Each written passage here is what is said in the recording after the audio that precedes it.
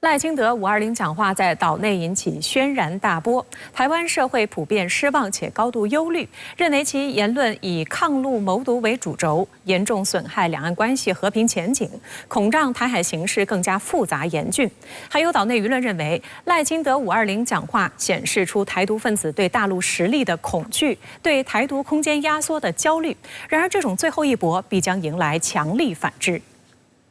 本月20号前，岛内舆论及不少党派团体不断呼吁赖清德对大陆释出善意，维护台海和平稳定。但赖清德520讲话充分暴露了其台独工作者的本性，是彻头彻尾的台独自白。根据台湾 TVBS 电视台最新民调，53%的岛内民众不信任赖清德的两岸政策。 台湾地区前领导人马英九表示，赖清德不仅没有正面回应中华民族的概念，还把两岸关系定位成两国论，无视两岸之间最近好不容易累积的一些善意。我们很担心这样子会对未来的两岸关系造成难以逆料的一个冲击。一句话，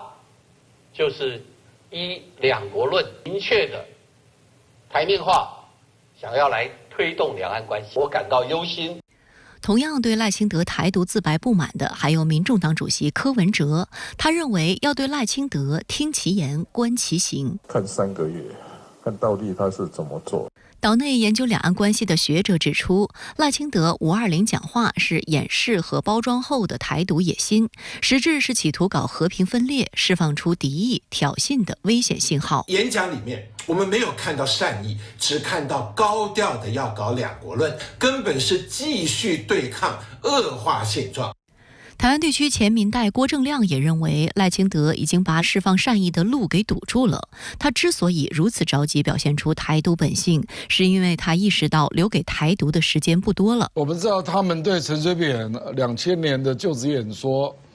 他的回应是听其言观其行嘛。那蔡英文2016，他的反应是未答完的考卷。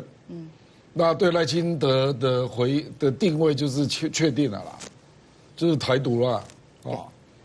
也就是说不用听其言观其行了啦，也不用补考了啦，就是台独了。然后目前的定位是只有一句话，就台独死路一条。那他为什么选择亮牌？因为他觉得时间对台独不利。那时间对台独不利，就是我可能会被逼着要去谈这种问题。所以我就把我的底牌亮出来。台湾地区前外事官员谢文吉认为，随着大陆在国际社会的地位日益提升，台独的空间越来越狭窄。赖清德这次是企图最后一搏。赖清德走的是险棋啊，对，某种程度上他也知道后果，他认为是说，某种程度上也是最后一击了。 成则成矣，不成哈，反正我儿子孙子已经做美国人了，我到时候哈乘浮浮于海，美国的这个好飞机接我也走了。台湾时事评论员赖岳谦认为，美国政府纵容了赖清德的此番讲话，美方使出各种手段遏制中国大陆，赖清德则甘当棋子。 赖岳谦提醒，中国大陆并不惧怕美国打台湾牌。我个人认为是美国知道赖清德怎么写了，所以他讲的那套话什么，哎呀，我们的一个中国政策原则不变，你一个中国政策原则不变是嘴巴，但是你的行为里面是告诉赖清德搞这两国论。哦，是。赖清德当然就很开心了嘛，因为刚好符合赖清德的本意，赶快写出两国论。我看你美国，你一贯说一套做一套，我觉得中国大陆现在对美国啊。 也没有那么在乎了，就是该打就打，该谈就谈，那么该怎么样就怎么样。台湾中国文化大学副教授刘杏仁认为，美国如果看过赖清德这篇文稿，就是错估两岸形势；如果没看，赖清德也未免太大胆了，自称两国，句句表台独心迹。这篇520文稿的后遗症恐怕将很严重。居然把台湾问题国际化，然后牵扯到整个当时候郑成功时期、明朝时期，那我觉得这个是严重的违背事实，可以看出他想要寻求文化台独的这个用心。台湾《中国时报》21号刊发社论指出，赖清德的讲话少见两岸联结的温暖。 多的却是制造两岸对立的语言，这是民进党及台湾地区领导人520讲话中两岸政策立场最硬的一篇，让社会失望至极。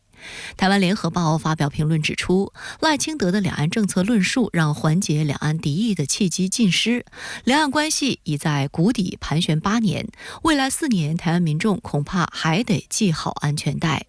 岛内学者也召开研讨会，分析未来两岸关系走势。台湾政治大学东亚研究所特聘教授王信贤在21号举行的一场学术座谈会上表示，近期大陆各央媒评论用词都较国台办更加强硬，新华社则批评赖为麻烦制造者，且比李登辉、陈水扁、蔡英文更毒，用词非常重。他认为大陆对赖清德的定性很难改变，转圜空间小。对于未来，王信贤研判，大陆对赖清德的施压政策将持续，各部委可能正在清点工具箱，相关政策会陆续推出。